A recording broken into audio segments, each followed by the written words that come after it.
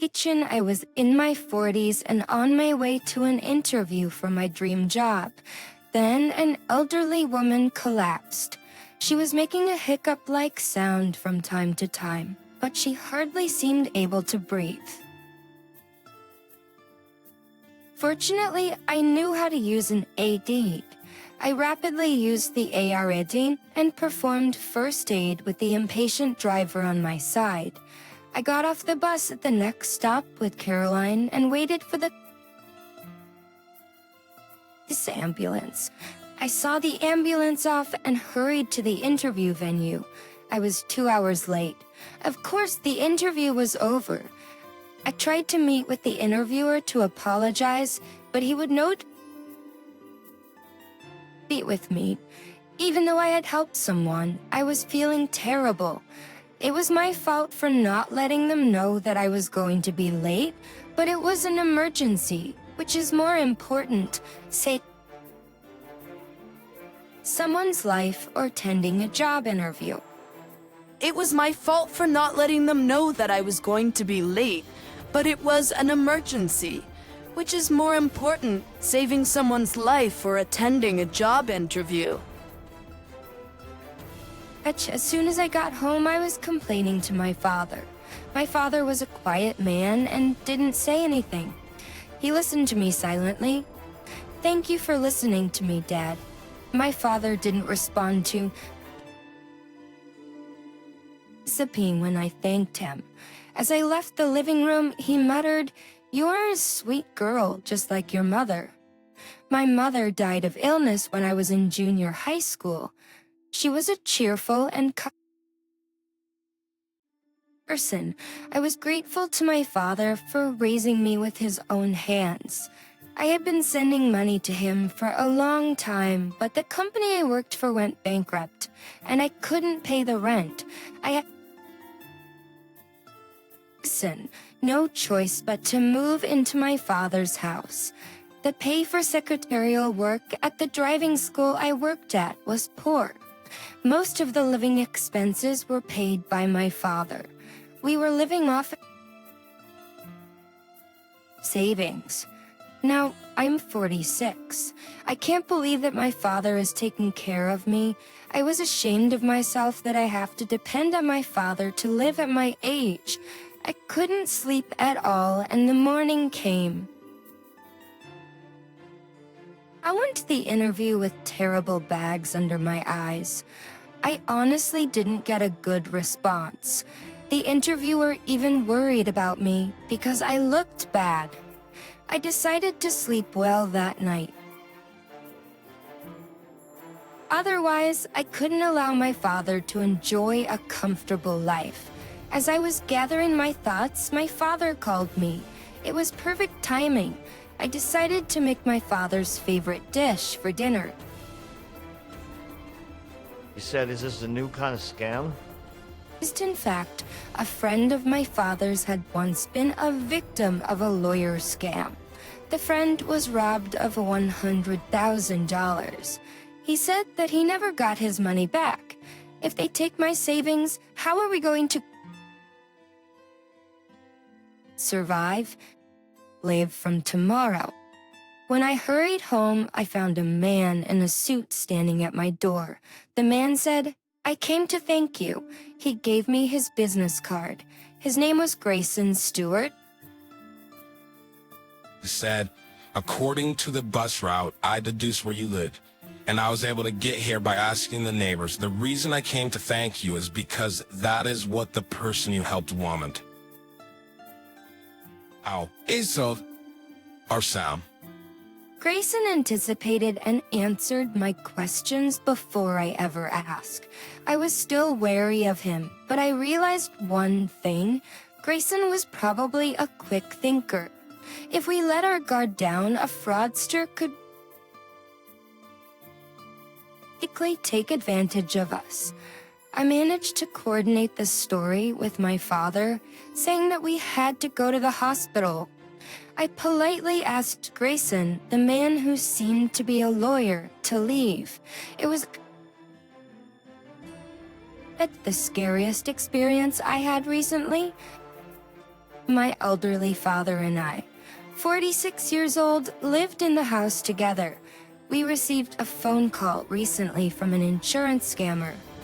I had to be careful about door-to-door scams. The next day, an old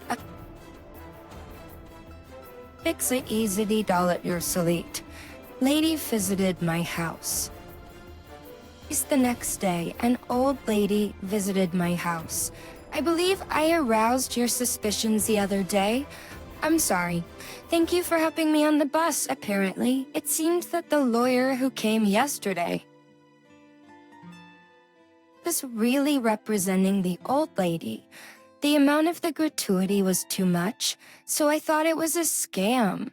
I felt sorry for doubting him. The old lady's name was Caroline Collins. She had an elegant gesture that suited her name. Seeing the clothes she was wearing on the bus and the way she was dressed that day, I knew she was rich, and it turned out that I was right. Again, Caroline offered a sum of money to express her gratitude. There was one more zero on the amount, but it was too much to receive. My family was not wealthy at all. I didn't know how to spend money. If I received a large sum of money, I would lose it without being able to invest it properly. I declined Caroline's gratuity. I can't wire the money, then I get it. I know a good cafe, let me buy you a cup of coffee. Caroline insisted. Accepting an invitation for free coffee didn't seem so bad to me. I decided to accept her invitation. Caroline took me to a coffee shop. It was decorated with a chandelier. The cups were finely decorated. I don't usually drink coffee, but I still thought the coffee was delicious. Actually, I never thought it would be so different from the store-bought coffee. Even after we left the coffee shop, Caroline was still insistent. I really want to thank you. If you think I'm being suspicious, as personal as ask my lawyer to take care of it. Caroline's momentum got the better of me. I was taken to the lawyer's office. For some reason, Caroline passed the receptionist without speaking to anyone. Lisa Play went to a room. She sat down on the sofa and said, "Tomorrow is my granddaughter's wedding." Then she showed me a photo of a woman in a wedding gown. "Tomorrow is my granddaughter's wedding." She showed me a photo of a woman in a wedding gown that appeared to be from a pre-wedding shoot.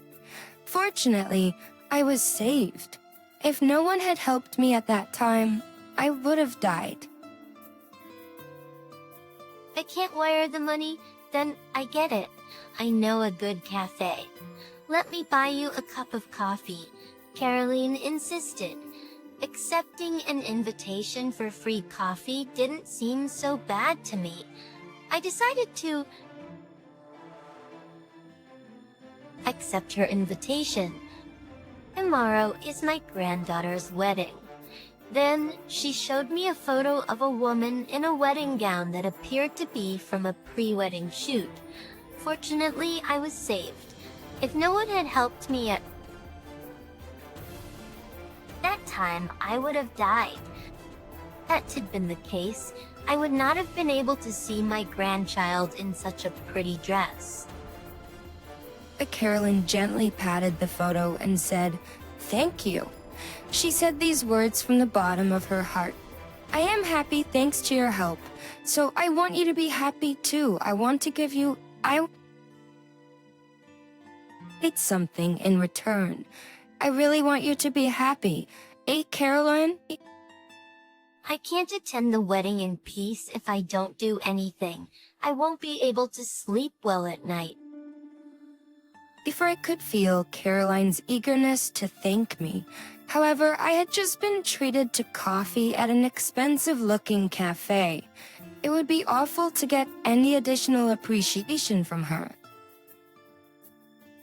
He bought me coffee, and that's enough. Don't worry about it. I tried to calm Caroline down, but she seemed to want to thank me at any cost. You saved my life. Coffee is not a fair reward for saving my life. It doesn't have to be money. Our Caroline... How about a piece of land? A condo would be a nice idea too. Caroline, hold on a second. A trip abroad would be nice. How about a relaxing trip with your father? Would you prefer a relaxing trip to a beach? Carolyn continued to make imaginative leaps, pulling me along. I managed to stop Caroline's fantasy as I raised my hand. Action, I really appreciate your feelings. However, none of them appear to appeal to me.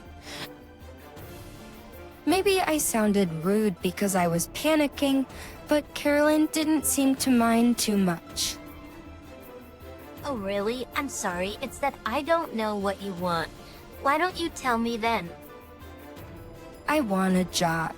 I'm working as a clerk at a driving school right now, but I want to quit. I want to do something more professional like clerical or secretarial work. I am qualified, but no one will hire an old lady in her late 40s like me. I most cried when I said that to myself. I graduated from a prestigious university and had bookkeeping and secretarial qualifications. I had plenty of experience at work.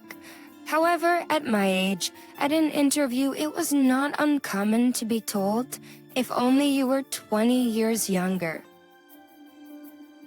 She said, you should meet this person in front of the train station tomorrow at 9:08 a.m.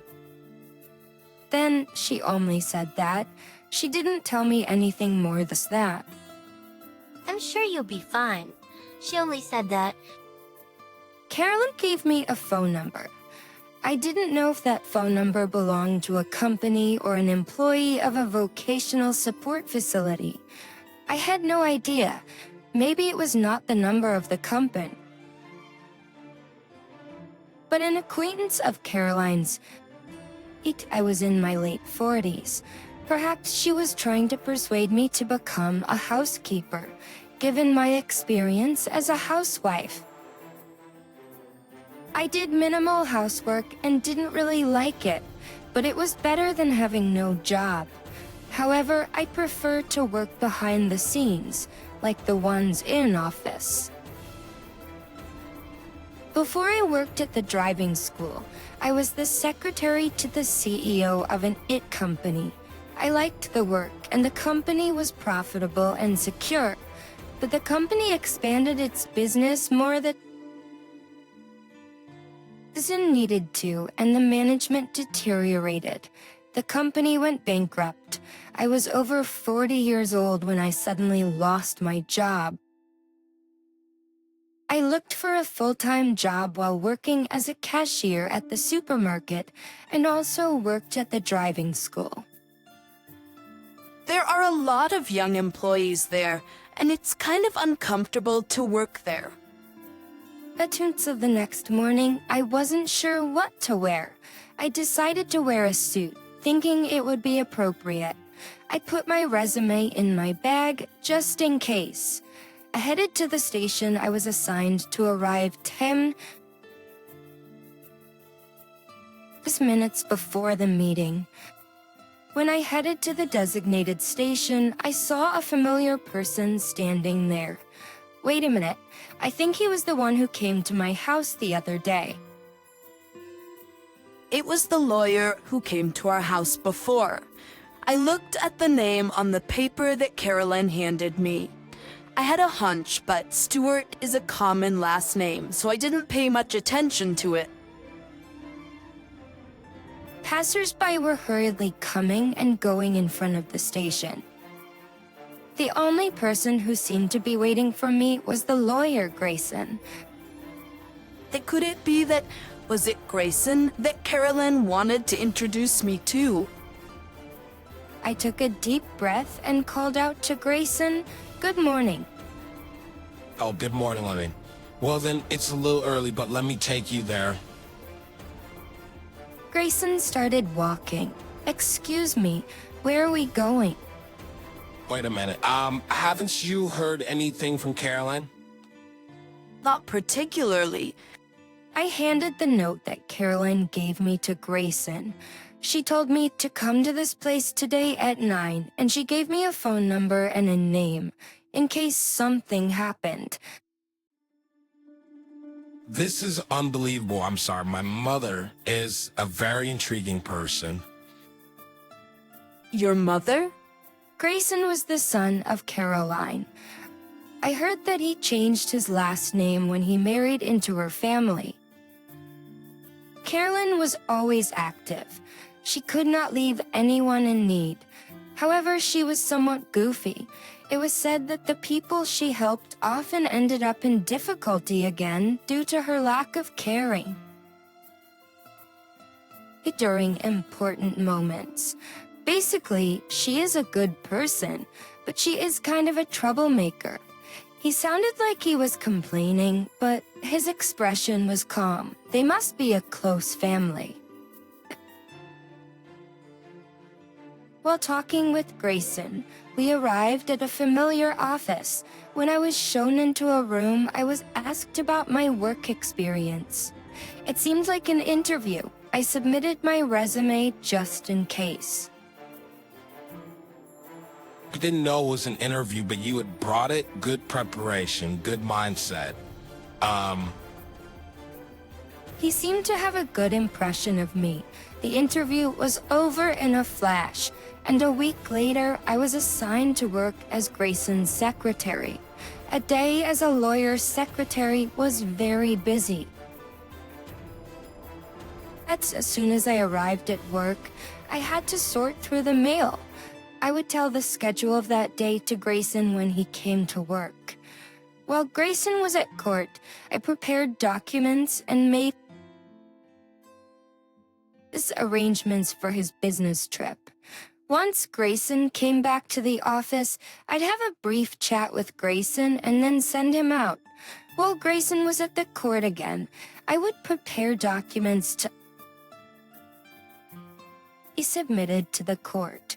Before returning home, I would have another meeting with Grayson, who came back to the office. Grayson was quite a busy lawyer. He was going back and forth between the court and his office 2 or 3 times a day. He went back and forth between the court and his office 2 or 3 times a day. As for court cases on the road, he would meet with me for an hour via video conference.